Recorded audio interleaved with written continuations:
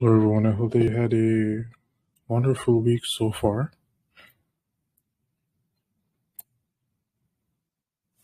Today, we will be introducing a few things, which, you know, will be basically me building on the things that you already know. For the rest of this month, I will, be trying to just strengthen the models that you already have and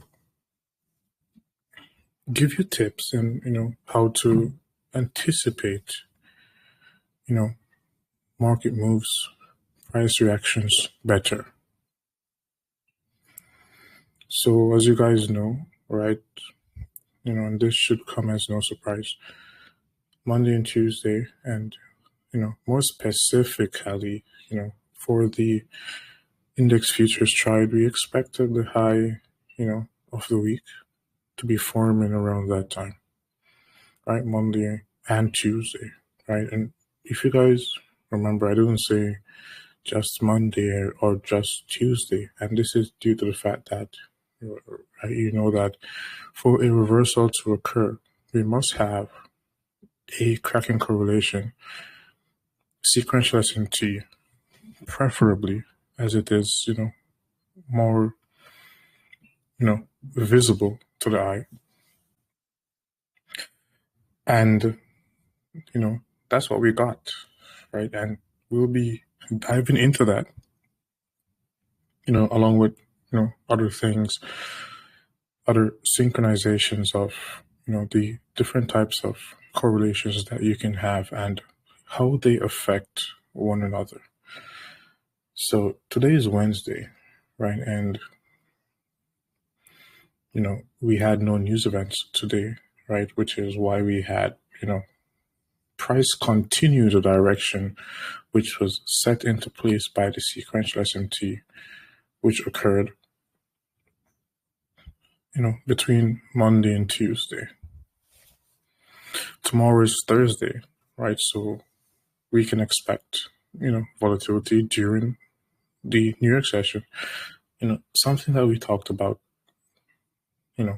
prior to the beginning of the week. The plan is the same. It never changes, right? So here you can see, and this is, a very interesting, lesson, because usually, right, in high probability conditions, right, you will have the euro, the Great British Pound, and the index futures chart, moving in the same direction.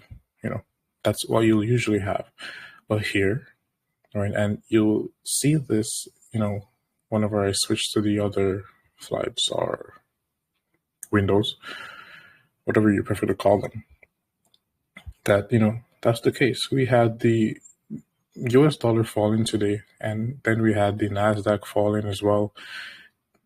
Then we also had the S&P falling as well. And then, today we will not be focusing on the Dow, which is something that we have not been doing for the, for the past few weeks, I believe maybe a month or so.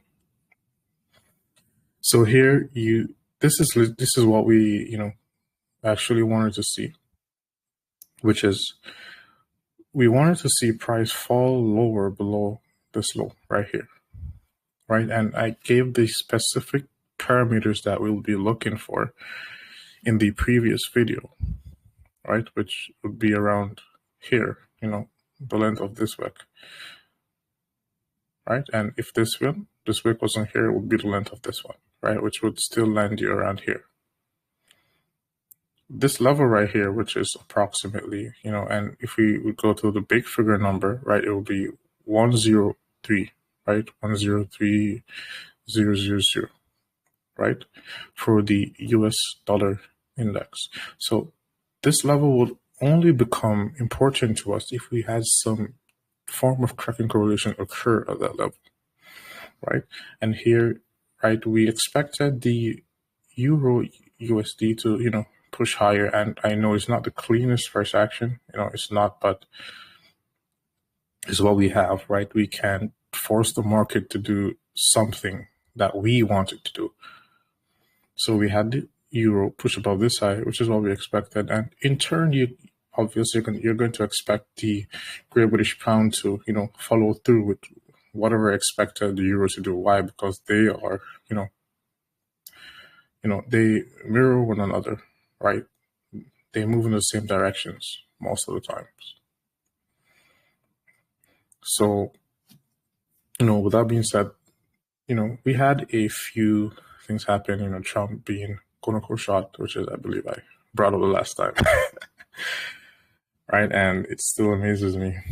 Right. But, you can see that, the economic fabric of the world is, getting stiff, right? As if it's about to rip.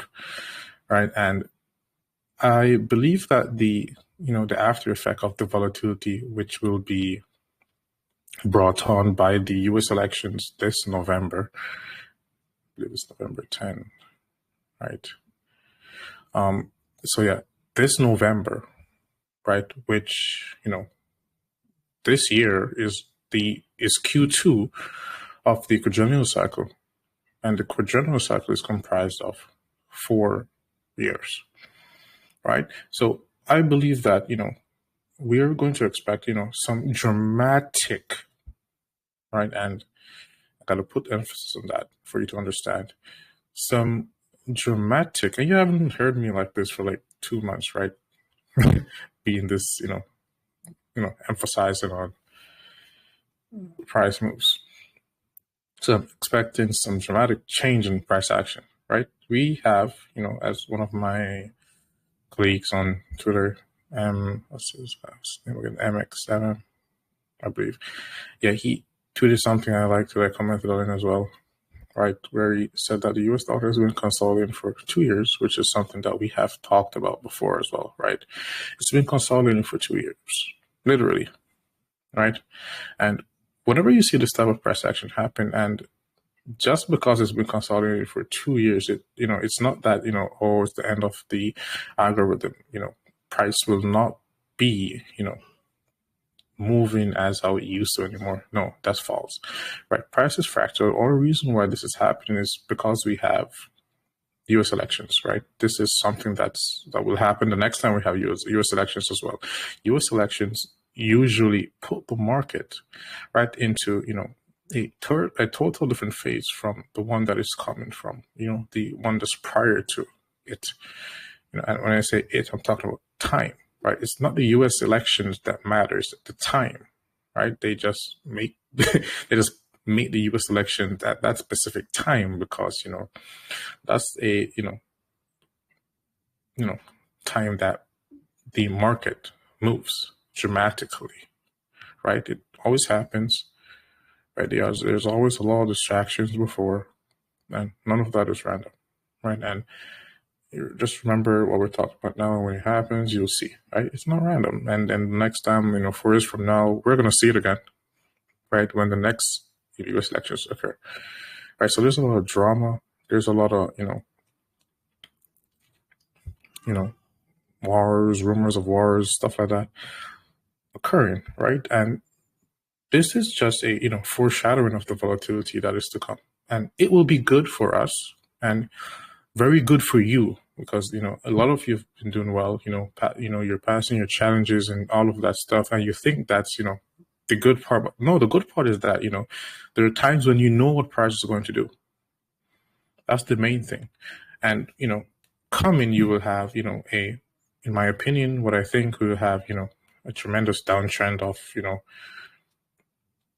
the stock market, the crypto market, right after, and, we'll talk about what I expect the, Bitcoin, the S&P 500, etc., to do, right? But yeah, in the, coming years, like literally, I believe that we will have, a cycle, which, well, the rest of the cycle, because now I'm expecting manipulation, right, of the US dollar, which will put everything into place, right? I'm expecting stocks to fall, for some time. And I'm expecting the second year that it's falling to be worse than the first. So the first will just be a foreshadowing of, what I expect to happen. I think I've been rambling too long about that, but yeah, that's something, to take note of, to put on your wall, as a opportunity, something, to come. And, the market conditions that you've been working in, for the year, it probably seem, pretty easy for some of you. It's not. It's not easy at all for especially, people that are new. This is the time where, everyone's quitting because favorable gaps are not working. Order blocks are not working. Breakers are not working. Nothing's working except, what we talk about here. That's working. But none of those concepts are not working, which is, just seems weird to me, right? It's like insane. But anyways, here you can see that this is the thing, right? One of the main things, right? Which I talked about in the previous stream, which is the precision swing point. So the daily precision swing points, right, couldn't be matched to the daily cycle, right? And with that being said, it's not saying that the precision swing points by itself mean, everything. But whenever you have, a daily cycle sequential SMT within a daily precision swing point, right, the next day will expand, as you see happening here. So now I want you to focus on the S&P 500 and the NASDAQ, right? So here you can see that we have a, daily precision swing point here in the S&P 500. Then we have a precision candle right here, which is a, another cooking correlation in the NASDAQ, right? Which, was, this was the high of the week for the S&P 500. And, this was, the highest close of the week for the NASDAQ, which is something else, which we will discuss later. So within this candle, we have, a tremendous amount of cracking correlation. So within this candle right here, the formation of this precision swing point, right, it took place due to the fact that we had, the daily cycle sequential SMT within it. So again, let's say that again. This is something that I need you to understand. Within this daily precision swing point, this candle right here, we have the daily cycle. Within the daily cycle sequential SMT, right? Which is, sequential SMT, in regards to the 15-minute time frame within this daily precision swing point. Within a weekly precision swing point, such as this, you would have sequential SMT occurring within the weekly cycle, right? And, you'll catch on. I am pretty sure that's not confusing, but if it is, we'll clear it up. All right, but we have more things to talk about, so we'll move on from this now. Here, right, you can see that we had, and this is something that we talked about, right? Whenever we have the Dow just moving out of place, moving away from the S&P 500, moving away from the NASDAQ, just doing its own thing, right? We draw for, in this case, NVIDIA, but, it would be the stock with the highest market cap, right? Which would be what we would draw for. And, it won't always be NVIDIA, right? Because NVIDIA will not always be the stock, that's doing the best. Let's just say that. It has to, crash sometime, right? And when it crashes, it won't, get up like everything else. Never happens. So here we had sequential SMT, but this sequential SMT is not your typical sequential SMT, right? It occurred between when? It occurred between June and July. So the highs right here, right? And remember we talked about doubling theory, right? Which, we have sequential SMT, on, month-to-month basis, right? So it occurs between months now, right? So here we had doubling theories, sequential SMT, right? The monthly occurring between what? July and June. Here, price failed to break above this high. Here, price broke above this high. Here, price is above this high, which is the high of June. Also, you can see that within, right, this correlation, right, or this correlation is within a larger one, which occurred between the quarters of the year, right? Don't try to understand everything right now, right? So you're gonna, be typing a lot of questions and be like this, but no, you're not gonna get all of it once, right? It occurs over time, of you back testing, of you seeing me use these things to, tell you when I expect something to happen and what I expect to happen at that specific time or, that specific day. Right. So here, this is a, model that you guys can use, right? It's, very effective. And remember, right here, let's just talk about this. As of now, the S&P 500, the high of the week, when? Tuesday. When did we expect it? Okay. The NASDAQ high of the week, Monday. When did we expect the high of the week to form for the index futures market? We expect it first of all, we expect one to form the high on Monday and the next to form the high of the week on what? Tuesday. Here we had sequential SMT, doing that. But what makes this special right here is a 3-stage sequential SMT. When this occurs, you do not need anything else. This is all you need, right? 3-stage sequential SMT. We had sequential SMT on the monthly cycle, which, is between this high and this high, right? Between the monthly cycle, this high and this high. Or, looking at the NASDAQ, it would be here where you see 1, right? That's the first stage. Here would be the second stage, which is the second, failure swing. Here, it's not a failure swing. We had price break above Monday's high on Tuesday. And then here, the final stage, which occurred here for the S&P 500, where we had, the afternoon session of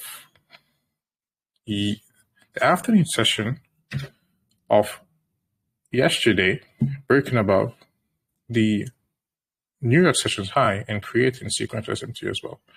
So we had sequential SMT on the monthly cycle. Then we had sequential SMT within the weekly cycle. Then we had sequential SMT within the daily cycle, right? That's like the stars aligning.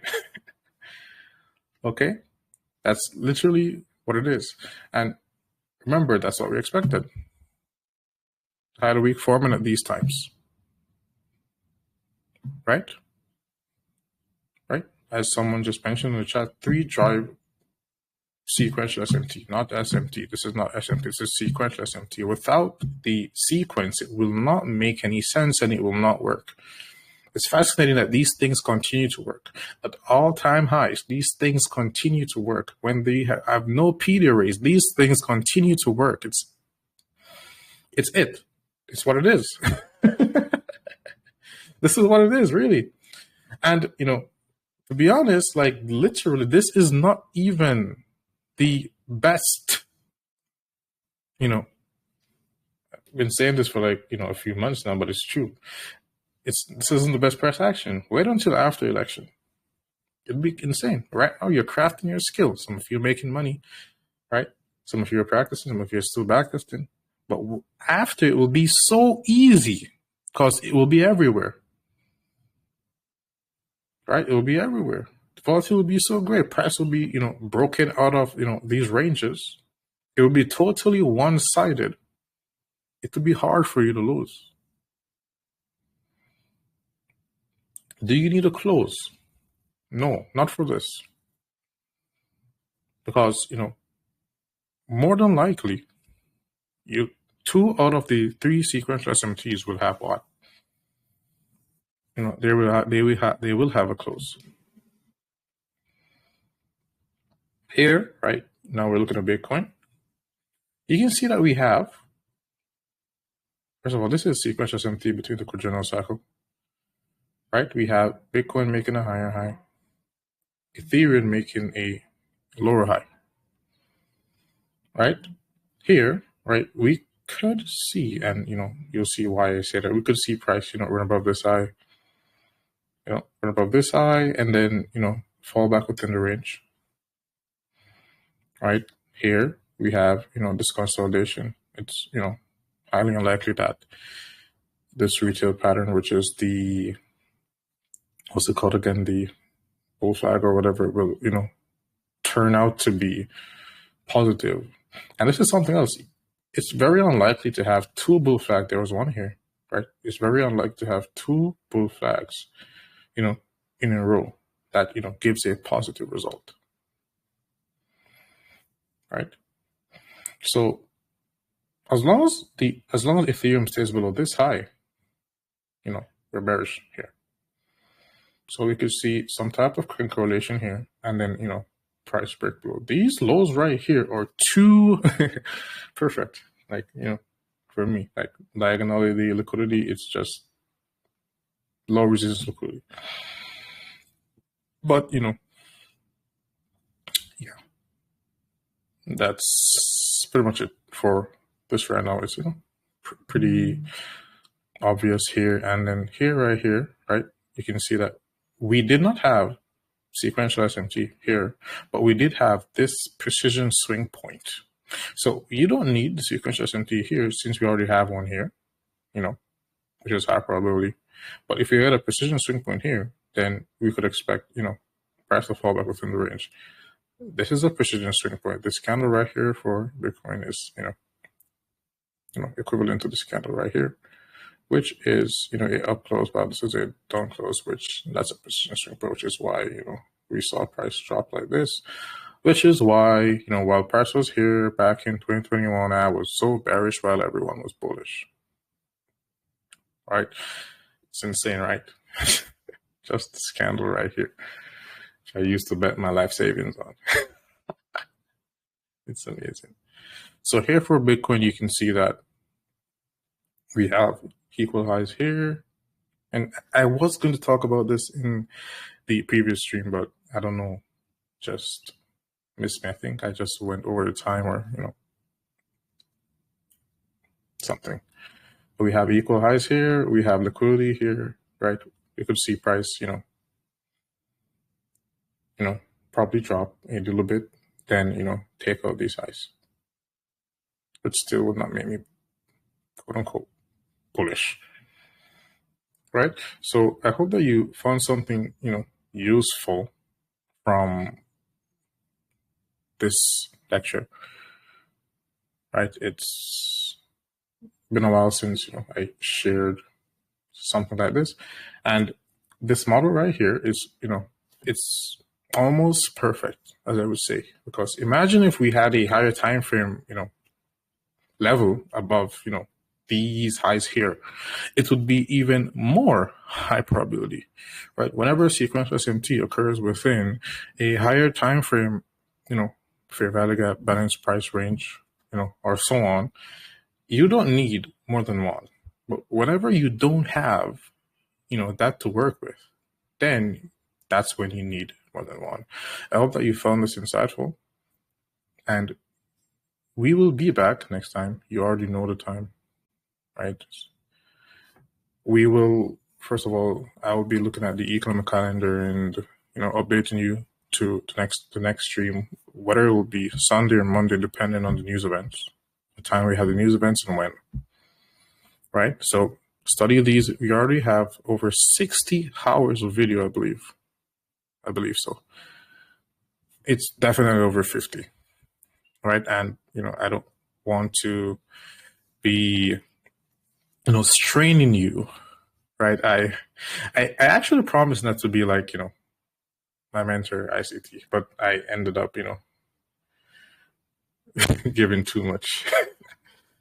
So like, yeah, I hope that, you found this insightful. I hope that you study, prepare for the volatility that's coming, keep sharpening, your skills. And we will talk, you know, whenever we do over this weekend, Sunday or the coming Monday. Have a wonderful